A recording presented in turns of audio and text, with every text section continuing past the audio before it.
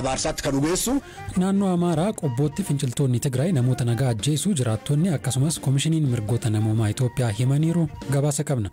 Qoqqobbiin Ameerikaan qooda fudhattoota waraana Tigraay irra kaa'uuf deemtu dhiibbaa inni qabaatu akka haasaa waliin qabnutti it is almost kadhaa kan dhumaa warmini kan dhumaa natti fakkaata. Seenaa jimjimootii booddee itti deebina. Oduu gaggabaaboos harkaan qabaa nu faana tura.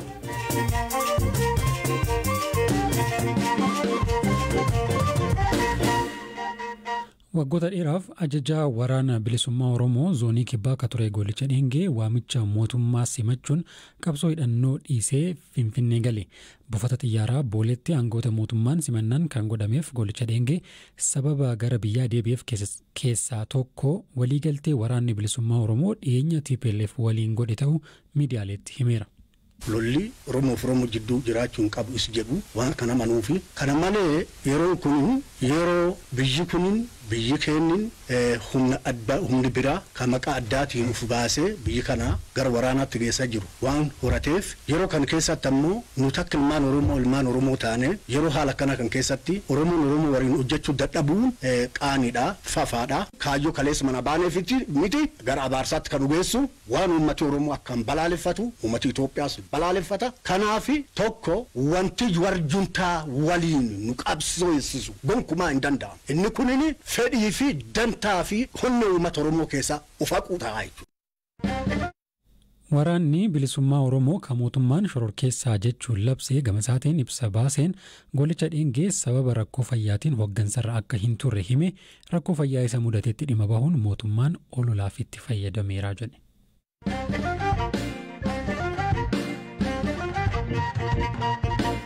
Naannoo Amaaraa magaalaa to'annoo finciltoota TPLF jala jirtu qobboo keessatti namoonni nagaa hedduun ajjeefamuu isaanii jiraattonni ijaan argan BBC'tti himan. Maqaan isaanii akka hin ibsamne kan barbaadan jiraataan qobboo amma baqatanii magaalaa Dasee jiran qaammee 4 humnooti Tigraay jiraattota nagaa irratti ajjechaa raawwachuu himu. Guyyaa sana naannoo Gadamaayuu jedhamutti qonnaan bultoota hidhannoo qabanii fi humnoota Tigraay gidduutti lolli banamee ture. Sana booda finciltoonni magaalaa qobboo seenuun nama nagaa argan hunda irratti haleellaa raawwatanii jedhu. Naannoo sa'aatii 9:00 irratti magaalaa qobboo seenan. Sana booda manarra deemanii nama homaa waraana keessa hin jirre gadi baasanii ajjeesuu eegalani. Qonnaan bultootadha kan isaan fixan. Nama amma kanadha jechuun danda'u. Jimaatas sanbatas namoota hedduu awwaalleera. Bataskaana 5 ta'antu jira qobboo keessa. Masjiidnis jira. Iddoo hundatu awwaalaa ture. Bataskaana naannoo keenya jiru tokko keessa qofa gara nama 50 awwaalame. Reeffi dirree keessatti kufee jiru iyyuu ol hin kaafamne. Qabeenya mootummaas kan nama dhuunfaas barbadeessaniiru. Guyyaa kaleessaa koomishiniin mirgoota namoomaa Itoophiyaa ibsa marsariitii isaarratti baaseen magaalaa qobboo fi magaalota baadiyyaa naannoo ishee jiran keessatti haleellaa TPLF namoota nagaa irratti raawwateen baay'ee akka yaadda'e ibseera. Naannoo namoonni nagaa jiraatanitti sakatta'insi fi ajjechaan manatti gaggeeffamu qabeenya namoota dhuunfaa irratti saamichii fi barbadeessuun raawwatamaa jiraachuu odeeffannoon akka isa ga'e koomishinichi ibseera. Koomishinichi qorannoo isaa akka itti fufu ibsuun waldhabdee kana irratti qaamoleen hirmaatan itti gaafatamummaan namoota nagaa kunuunsuu qaban akka bahan gaafateera. Mootummaan federaalaa fi kan naannoo Amaaraa finciltoonni TPLF naannoo to'annoo isaanii jala jiru keessatti namoota nagaa irratti haleellaa raawwachaa jiru jechuun irra deddeebiin himataa turan. TPLF gamasaatiin haleellaa namoota nagaa irratti xiyyeeffate akka hin raawwanne hima.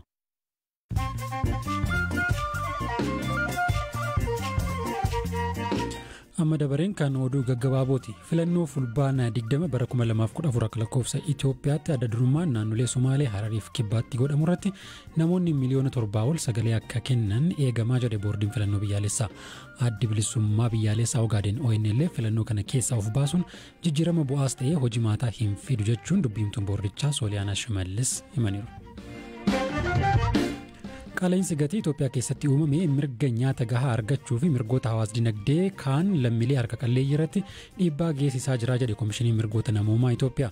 Tarkaanfii mootummaan qaala'insa gatii to'achuuf fudhachaa jiru jajjabeessaadha.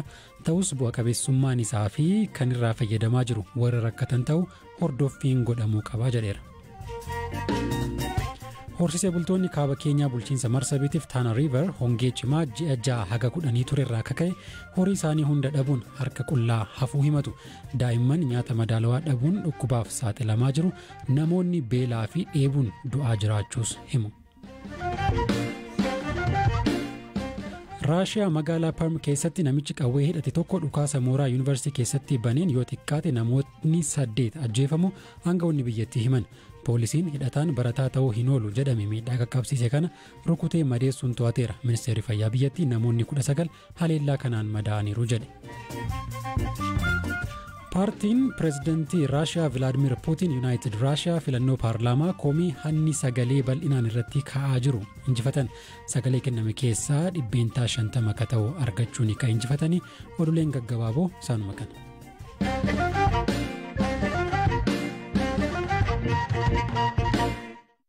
Maddi oduu Tarkii.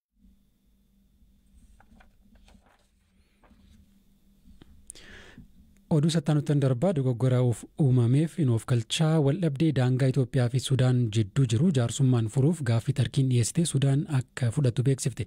Loltoonni Sudaan sadaasa darbee waraanni Tigraay eegaluu hordofee lafa qonnaa daangaarra jiru Alfaashagaa biyyoonni lamaan ganna hedduu irratti wal falmaa turan to'atani. Firaafoolii dhugaasaa dabalata qabdi. Maddi oduu Tarkii Anadoluu fi kan mootummaa Sudaan sunaa ministeera dhimma alaa Sudaan Maariyaam Al-Sadiq eeruun akka gabaasanitti gaaffii Tarkiin isinnan araarsa jechuun dhiyeessite Sudaan nan fudhadhaa jetteetti. Dura taa'an mana maree walabummaa Sudaan Abdul Fattah Al-Burhaan ji'a darbe gara Tarkiitti yeroo imalanitti waldhabdee daangaa irratti Itoophiyaa waliin qaban hiikuudhaaf gaaffii ijaarsa araaraa ta'uu aangaa'ota Tarkii irraa dhiyaateef fudhataniiru jechuun ministeerri dhimma alaa Sudaan kun gaazexeessitootatti himuu isaanii Anadoluun gabaaseera. Gama Itoophiyaatiin garuu dhimma kana irratti hanga ammaatti wanti jedhame hin jiru. Haa ta'u malee amma dura rakkoon dhimma lafaa Itoophiyaa fi Sudaan gidduu jiru adeemsa biyyooti lamaan dhimma daangaa irratti kanaan durattiin hojjechaa turaniin akka furamuuf Itoophiyaan fedhii akka qabdu ambaasaadar Diinaan himanii turani. Dabalataan marii gochuuf jalqaba Sudaan lafa qabatte gadhiistee iddoo duraan turtetti deebi'uu akka qabdus dubbataniiru. Naannawaa Alfaashagaa kan daangaa Itoophiyaa fi Sudaan irratti argamtu keessatti yeroo garaagaraa qonnaan bultoota irratti haleellaan gaggeeffamaa waan tureef Itoophiyaan humna raayyaa hanga tokko bobbaastee eegumsa taasisaa kan turte yoo ta'u bara darbe ammoo haalli jiru jijjiiramee gara wal gaarreeffachuutti ce'uun isaanii yaadatama. Akka lakkoobsa Itoophiyaatti bara 2013 dhuma ji'a Onkololeessaa keessa wayita lolli Tigraay keessatti jalqabetti Itoophiyaan raayyaa ittisaa ishee ergama birootiif baasuu ishee hordofee Sudaan loltoota ishee gara naannoo sanaatti bobbaasuun lammiileen Itoophiyaa akka bahan taasisuun lafa sana to'atteetti. Kana hordofee Itoophiyaan tarkaanfiin kun weerara jechuudhaan ibsitee Sudaan loltoota ishee bakkawwan qabatte keessaa baasuun dhimmicha karaa seera qabeessa ta'e kanaan dura jalqabameen falli nagaa akka barbaadamu gaafachaa turteetti. Biyyoonni lamaanuu karaa aangaa'ota olaanootiin rakkoon kun karaa nagaatiin akka furamuuf yaada wal jijjiiraa kan turanii fi biyyoonni garagaraas marii akka taasisaniif waamicha dhiyeessaa turanis tarkaanfiin furmaata ta'u osoo hin argamiin tureera.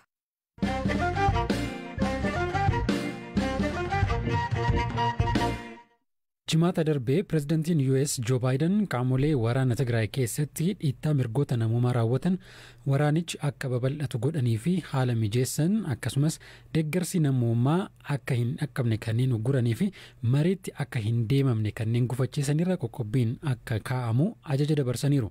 Qaamoleen waraanicha keessaa qooda qaban dhukaasa dhaabuuf tarkaanfii hatattamaa akka fudhatan yoo ta'e Ameerikaan qoqqobbii kana tursiisuuf qophii ta'uu ammoo ministeerri haajaa alaa biyyattii ibseera. Dhimma kanarratti ministeerri muummee Abiyyi Ahmed mootummaan naannoo Amaaraa akkasumas TPLF yaada kennaniiru. Ministeerri muummee Abiyyi Ahmed xalayaa banaa jimaata pireezidaant Baayidaniif barreessan keessatti dhimma Itoophiyaa irratti imaammatti US wayita ammaa hordofaa jirtu mirga dhala namaaf quuqamuurra kan darbedha jedhan. Mootummaan isaanii dhiibbaa hin malle kamiifuu kan hin jilbeeffanne ta'us barreessan. Mootummaan naannoo Amaaraa gama isaan qoqqobbii kaa'amuuf jedhame keessatti naannoon biyya tokko addatti eeramuun isa gaddisiisu hime. Uummanni Amaaraa weerartuu alaa dhufe ofirraa qolataa jira malee darbee nama hin tuqne jechuu Reuters gabaaseera. TPLF ammoo ibsa baase keessatti bulchiinsi Joe Biden walitti bu'iinsaa fi rakkoo nageenyaa Itoophiyaa irratti hordoffii walirraa hin citne gochuu fi tarkaanfii fudhachuuf dhimmamuun yaada deeggaramu ta'uu ibse. TPLF walii galtee dhukaasa dhaabuu keessatti Ameerikaan waahillan ishee biroo waliin ta'uun haasaa jaarsummaa akka gaggeessitu gaafateera. Dhimma kanarratti direektara dhaabbata mirga namoomaaf falmuu Oromo Legacy Leadership and Advocacy Association kataate seenaa jimjimoo dubbiseen ture.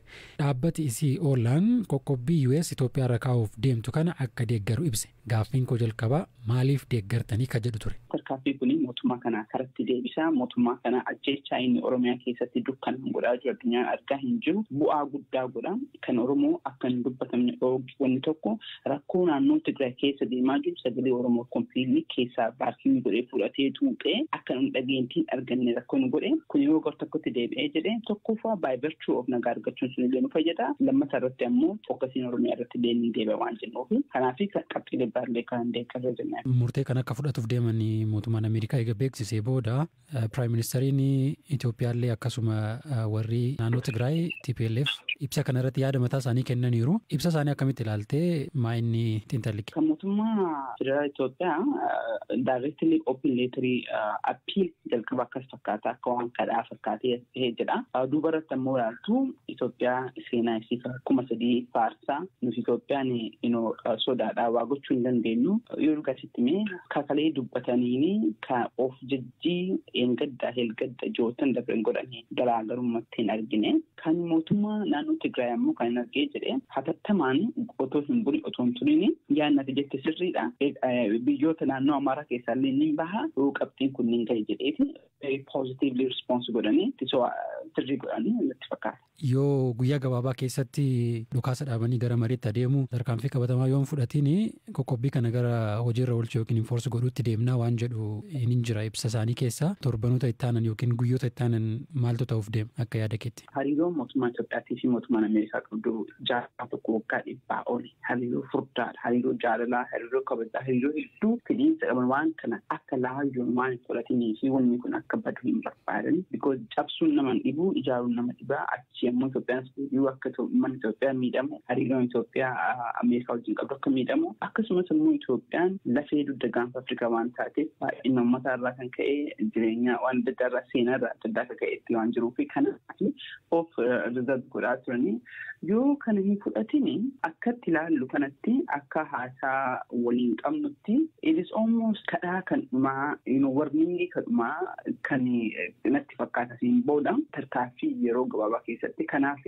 yeroo gabaabaa ji'oottan otoo hin ta'in yeroo gabaabaatti kennanii lafti birraan dhufaa jira mootummaan Itoophiyaa mootummaa warra san dhahuuf akka malee qophii guddaa keessa jira nama hedduutu dhumuuf waan deemaa jiruuf mootummaan Itoophiyaa waraana barbaada inni waraana immoo carraa guddaa qaba waraana Turkiidhaa fi Chaayinaa irraa hedduu waan galchee jiruuf kanaaf dafeetiin akkas godhaa jira so tarkaanfii guddaa irraa eegnee jenna liistonni qophaa'anii jiru warra biyya keessaa kan ta'an akka biyya laalleetti adaamanii dhaabbileen adda addaa dhaabbileen mirgaaf dubbatanii jiru so akkasitti ilaalee jira. Ameerikaan qoqqobbii kana enforce gochuu yookiin hojiirra oolchuutti yoo seente sunniin hagam waraanni kun akka dhaabbatu yookiin ammoo waan mootummaan Ameerikaa barbaadu fiduu keessatti hagam humna qabaata.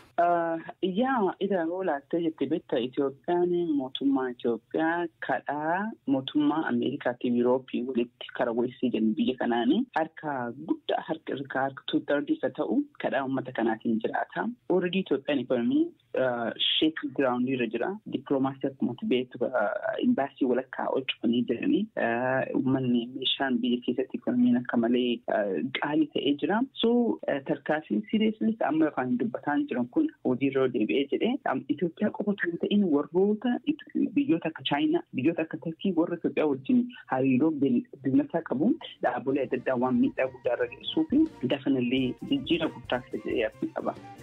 Sagantaa raadiyoo BBC Afaan Oromoo ka wiixata galgalaa sumarratti goolabama odeeffannoowwan dabalataaf marsariitii keenyaaf fuula feesbuukii keenya daawwadhaa isiniin jenna bor sagantaa biraa walitti deebina har'aaf horaa bulaa.